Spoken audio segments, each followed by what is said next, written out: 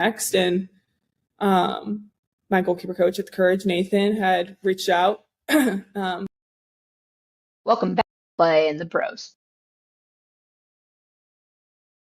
And it just kind of worked out that I came in January to the Courage and trained as a trialist for a couple months. I chose to stay. I thought this environment was really going to serve me. I was really lucky to be surrounded by such great goalkeepers. I mean, the goalkeeper group I came into was one of the best parts. It was such an easy transition from a people perspective. Being surrounded by good people was fantastic. So yeah, I trained for a couple months, signed a contract in May, and here we are. Which brought us right to the present. Yeah. I think that when a lot of people talk about, okay, I want to be a professional soccer player, or I think I want to go pro when I'm done, it's almost like so far off. And I'm sure for a long time you felt like that too. You're like, okay, but I'm at the here and the now. What are some of the steps you think you had to take or that you did take that led you to kind of taking advantage of the opportunity to go pro at the end of your 5th year? Yeah, I think being really honest with myself and doing a lot of work off the field. I think that's where a lot of my inspiration came from. Like when we were watching film religiously, and I would come into training, post training, we'd watch film, post games, we're watching film, and just kind of learning how not to coach myself, because I think as a coach, you can become super hypercritical of yourself and decisions that you make. And I think I experienced that after my internship a little bit. But just learning the game in all the ways, and by studying film and really investing in myself and seeing the areas okay, this is something that I'm pretty good at, but this is something that's really being exposed right now, and finding ways and teaching myself new tools is what kind of inspired me to keep going and keep growing. I think is the biggest thing was the whole process over my 5 years at St. Joe's, which is I had a growth mindset. I just wanted to get better day by day, game by game, season by season. And I think a lot of that came from the work I did off the field and working together with you to target areas in my game that needed more development. And I think it's no surprise, anytime you level up is tough, right? So you talk about having this growth mindset. You talk about not only doing work on the field, but having a decent amount of things that you were putting attention to off the field. When you think about kind of that leveling up from college to pro, what's the biggest change up or the biggest thing that you were I have to receive more support here, or I need to put some emphasis on getting better here? I think the most glaring one was in possession. I mean, it's just a very different game. And I think coming from a mid-major, I think I was very much so incorporated with our team in possession. And I think it helped me a lot, be in high pressure situations. Can we retain possession, trying to be a playmaker? But the jump from college to pro in possession was probably the most glaring. How fast the players are, how quickly you have to make decisions, how much faster you have to scan, how much more you have to scan. The pictures really change. And then you add on top of that, playing into your team's style, right? Making sure that I'm attentive in film and what the team wants to accomplish, so that when I am in these training environments and training settings, I might not be doing things that I'm personally good at, but also making sure that I'm doing what the team's objective is. And that can change for. Welcome to the Keeper Institute podcast. My name is Tori Corsaro. I'm a strength and conditioning and goalkeeper coach here at the Keeper Institute, and your host for today's show. The Keeper Institute is a unique goalkeeper training facility in New Jersey aimed at developing better goalkeepers and better people. On this podcast, we will be discussing all things goalkeeping, character development, and more.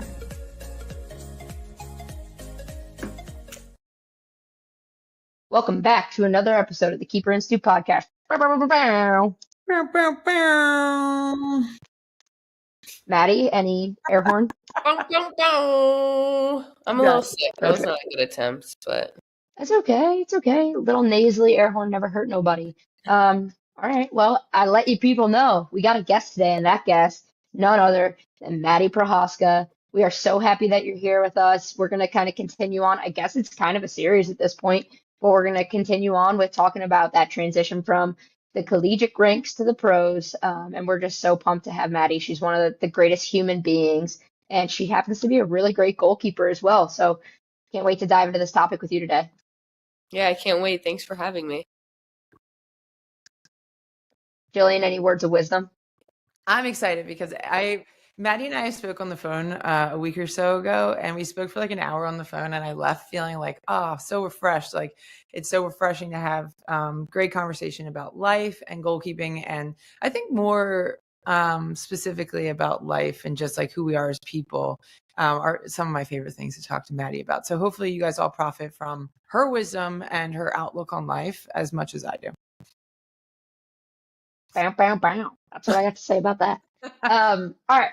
So let's kind of get into it. We're going to start with low-hanging fruit. Not really. Maddie, can you just walk us through a little bit of like, what was your journey like in terms of going from playing in college at Auburn to going to play in the pros?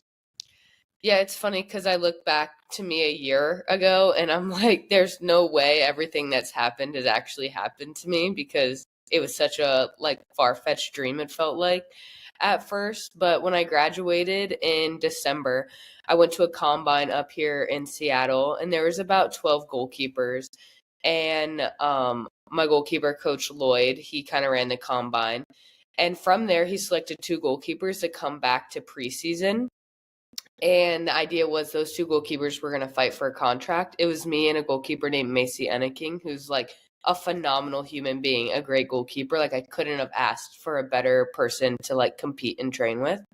And we came back middle of January, and we were actually roommates as well. So like that first day we kind of just talked, and we were like, hey, like this is both a dream for us, so let's just like enjoy the experience, and like whatever happens happens. And so from there we competed all preseason. And at the end of preseason, so about mid-February, end of February, we got told which one of us was getting the contract. It was a bittersweet. Obviously, Macy and I had become such good friends that it was like sad to like have her go, because I love training with her so much, but it was a dream come true and like such a like highlight. And so we got like a little break. I go and celebrate. Sorry, that's my dog back there. Speaker, come down. I'm not gonna lie, I thought it was your hair, so I didn't know what was happening. No, it's bigger. And so went and like celebrated, enjoyed the moment, and then just got back to Seattle, got moved in my apartment, like let the work begin. And it was such an awesome experience. I started as a 3 until our 2, Cassie Miller, got injured, unfortunately. And so since about May, I've been traveling and been the 2, which has been like even more of a dream come true, because I always had the expectation that my rookie year was just my year to soak everything up, be that like teammate that just does everything, be the 3. Like, games wasn't even a priority or ever thought would be a priority for me this season. And since May happened, it's been like a cool shift to be able to travel with the team, connect with people. Like in college, your road trips are just such a moment to like get to meet people and like talk and just have like quality conversation, which is no different here at the pro level, which has been so awesome to get to experience my first year. And then I got called into camp, U23 national team camp at the end of June, which was like, I remember getting that email and I was like, my mind was blown. I couldn't even believe that I had gotten invited, like, let alone get a pro contract, but then get invited to one of our youth national teams, which has always been a dream and goal of mine, like that I never thought would come true. And then literally less than a month later, I got my first game as a professional. And the only thing, I didn't black out, but it was one of those moments where like I had to rewatch to like really like appreciate everything that I did. But I just remember seeing my grandma. I didn't see anyone else in the crowd besides my grandma holding her phone up, and she flew out to Seattle for 24 hours.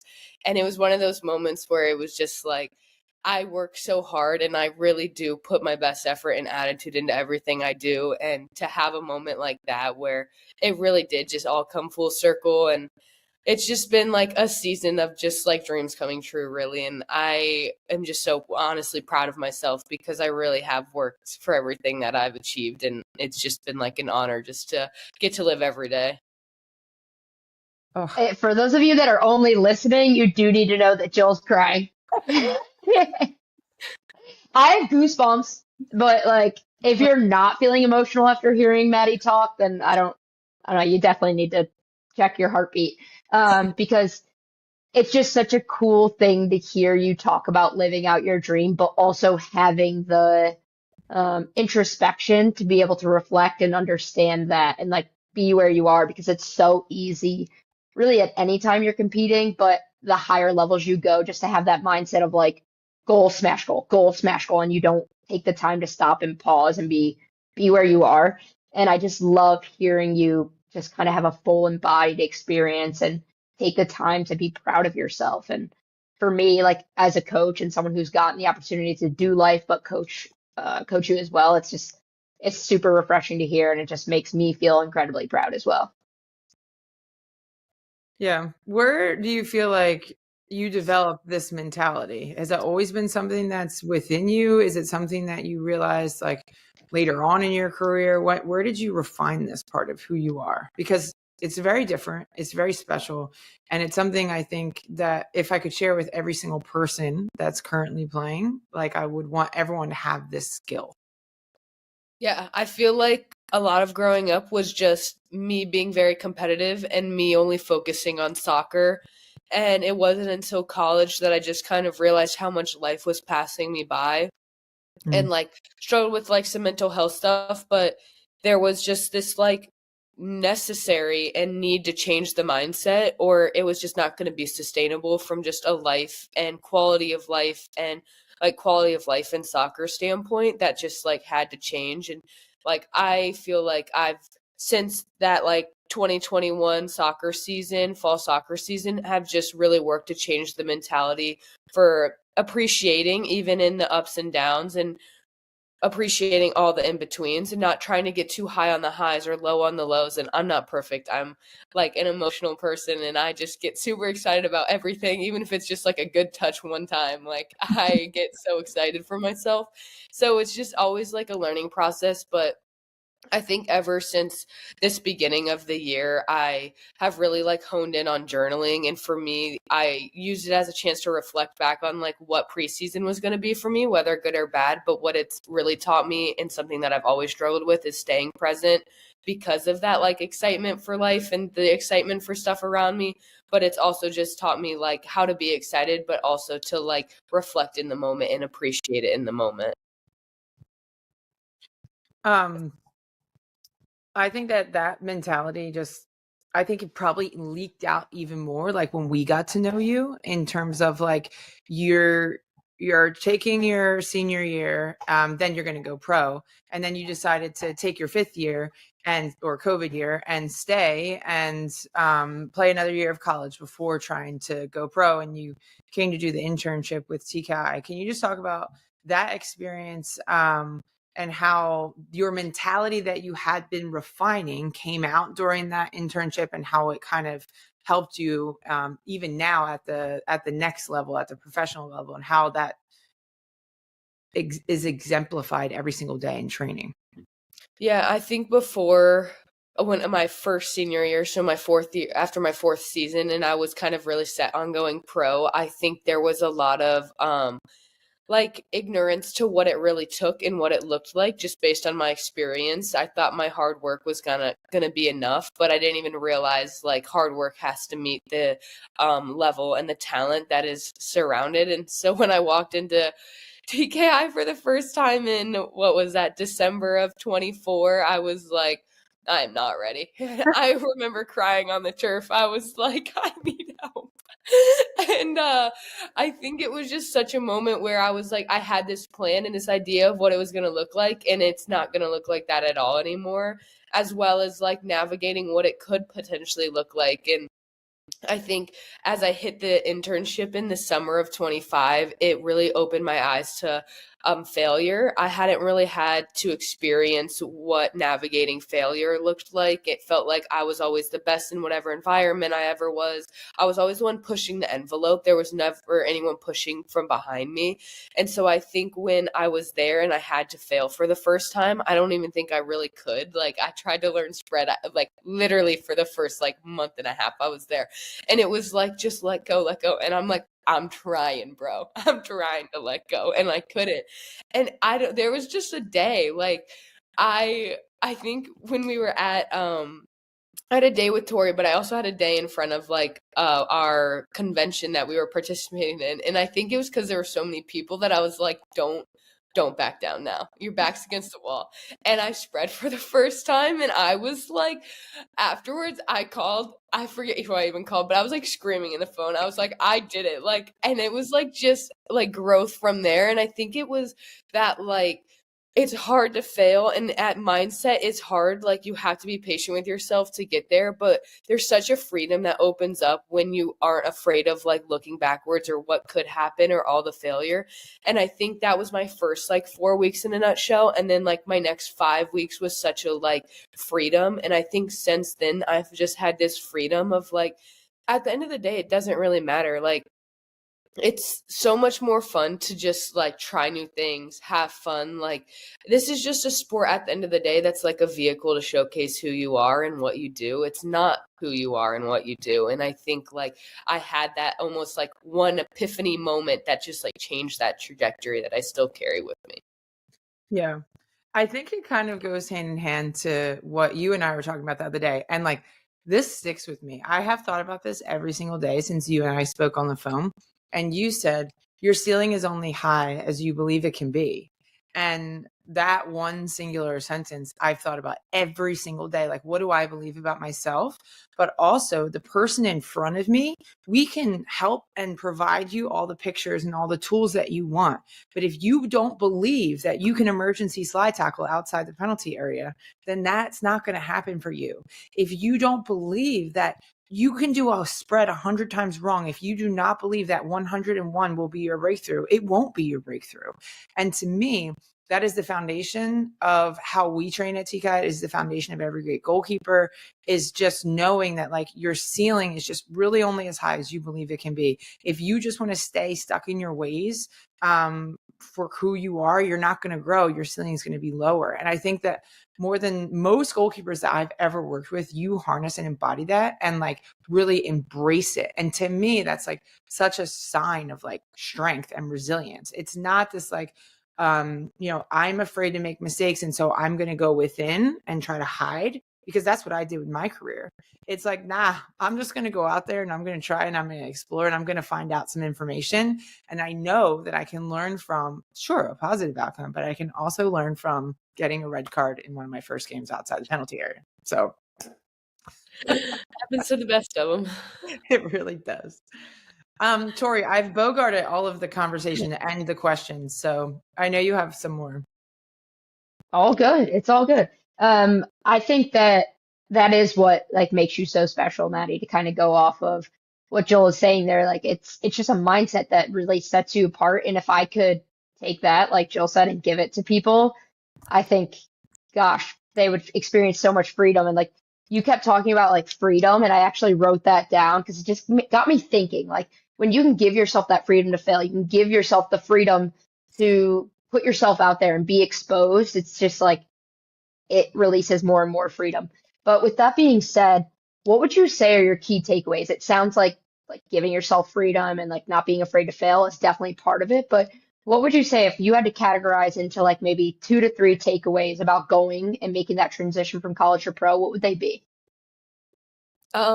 Obviously, yeah, we touched on freedom already, but I think another one is the willingness to put yourself out there. And I think that kind of all ties into it, but I'm thinking more from like a culture standpoint. I think as a goalkeeper specifically, your job when you come in is not to fight for minutes necessarily. I mean, if you get that dream scenario at this level, like, congrats, but that's not really the realistic way that this works for goalkeepers.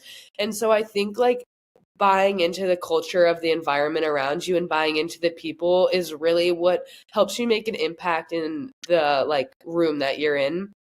And I think originally my job was to be the 3. And I even told Lloyd before I came here that I knew my biggest 2 goals were to provide good service and be a good teammate. And I was like, and then be a good goalkeeper. But it was like, I knew what my role was coming in, and knowing that and then buying into that role, which I did to the best of my ability, which creating relationships with both staff and team, putting myself in the culture in a way that like I couldn't just be removed. Like I'm now part of the culture, and I mean something to Seattle Reign, something more than just a goalkeeper.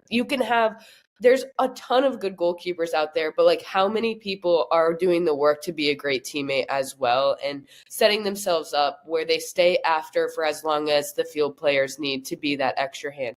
Does it always do I love it all the time? No, but like I know that like I'm making someone else better, and that brings me just as much joy as myself getting better. So that's like my number one is knowing your role and then buying into it 100% and going above and beyond what they could have expected. I mean, I think another one is really just on the other side of it, like doing your own work and really honing in on the extra hours. Because when you're the third or the second, you're staying after to take the shots for the forward. And then you might have to go do this. And it's like, you've already been out there for an hour and a half maybe. And it's like, I really don't want to do the extra kicking I need to do. But it's like, that's your moment. Your moment to do the extra kicking is an hour and a half later, and you have to do it. And that's the mentality I take is, my time comes when everyone else is done, and I'm going to make sure that my time is like perfect. I'm going to do everything I can in that time to make it as the best quality as I can. And I think it's a great simulation of like a game. You've played for maybe 80 minutes and you're tired as crap, but can you hit that long ball behind the backs? So I think that mentality of just like changing your focus in however you can to make sure that you are getting better as well while serving the people around you. Yeah. Oh, that's brilliant. And it's, we just had Katie on to talk about the transition as well. She's over with North Carolina. If you haven't listened to that one, give it a listen. But you say something similar about like investing in yourself and what that looks like. So you give an example of like, staying after and hitting long balls, or like staying after to get shots because it's going to support your teammates. What else does it look like to invest in yourself when you're not necessarily like that starter?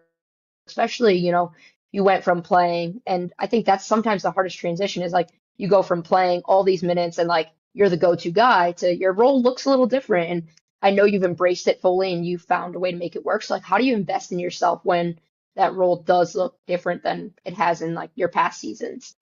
Yeah, I mean, sometimes it's really hard because you're pushing the envelope for what you need from everyone else, which can be really, sorry, the sliding, let me start over. The sliding's like really tragic.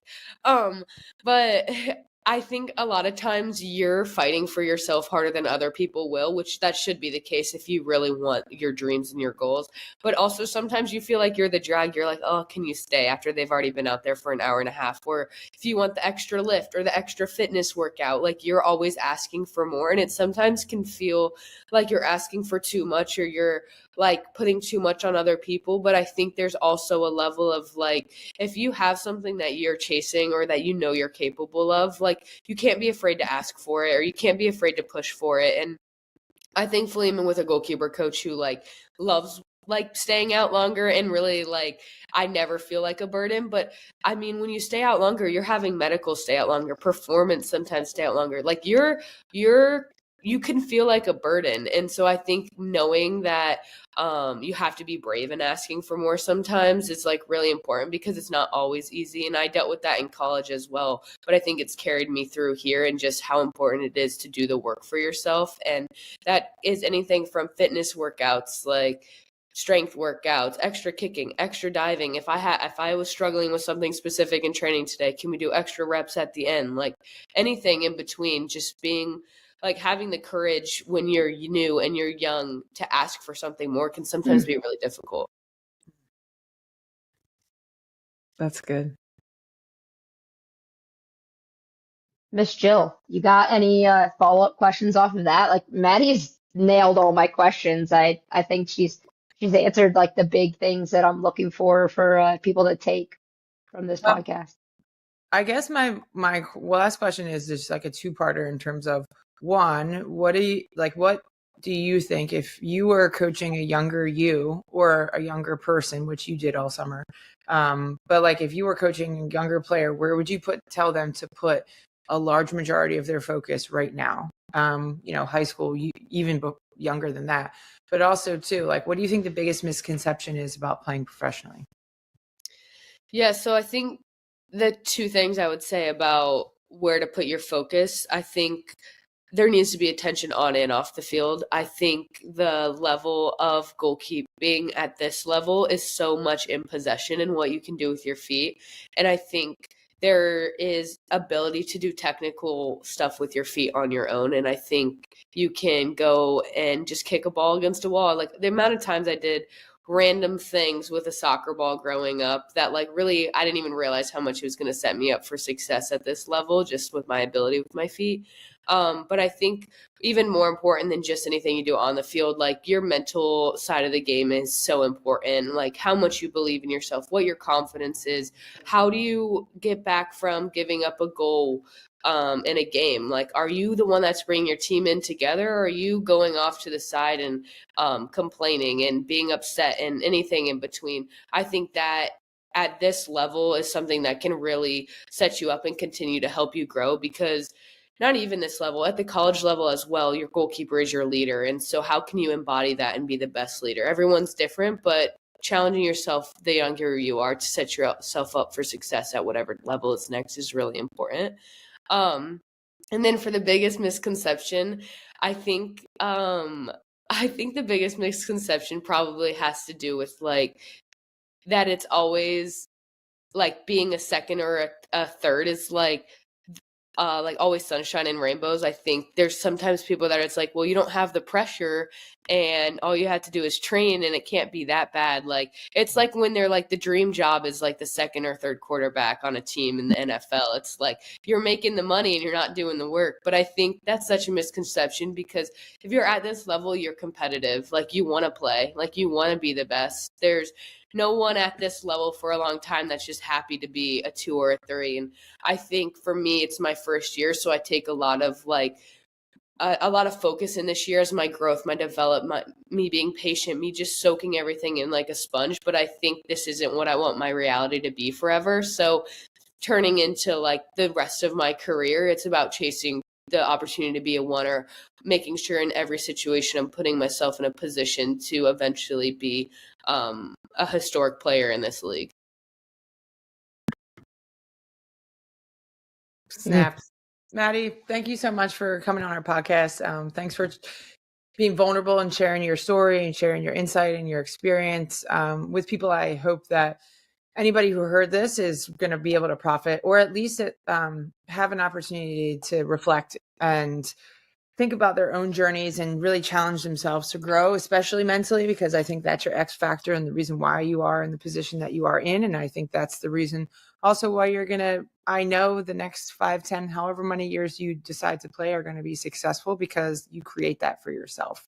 And success doesn't always mean playing and winning and contributing 90 minutes on a weekly basis. To me, like success and winning is more about how you look at life and the amount of satisfaction and peace that you have on a daily basis. And no matter what team you're in, you're always going to have that. So, because you're you. So hopefully people get to take that away and add that to their own lives, whether you're a parent, a coach, a player, it doesn't matter. That's all important. Couldn't have said it better myself, JL. Oof, that was a tongue twister.